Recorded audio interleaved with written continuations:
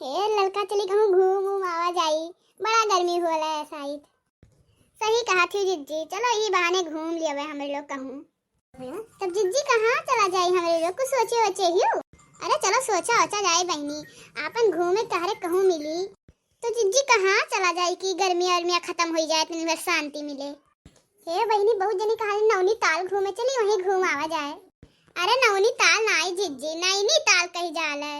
सही कहा थी जिज्जी, तनी वहाँ नजारा उजारा देख लिया जाए हमरे लोग। तब जिज्जी नैनीताल में का रहा था कि वहाँ हम लोग के शांति मिली?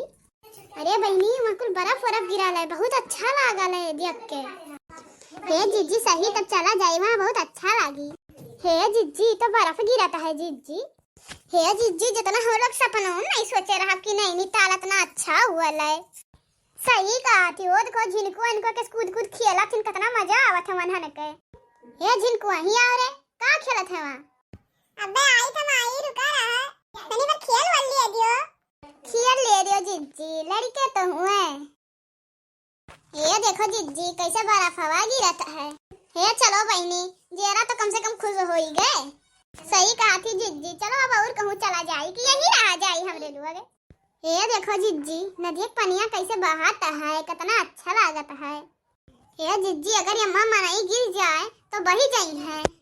हे चली देखा जाए अम्मा मछली उछरी है। हे जिज्जी यहाँ कहाँ हो, इतना साफ पानी मछली रही। अरे चली देखी बहनी, हुए कि चाहे ना हुए, देखी तनी भर। सही कहा थी जिज्जी, हर नदी में तो रहा था मछली।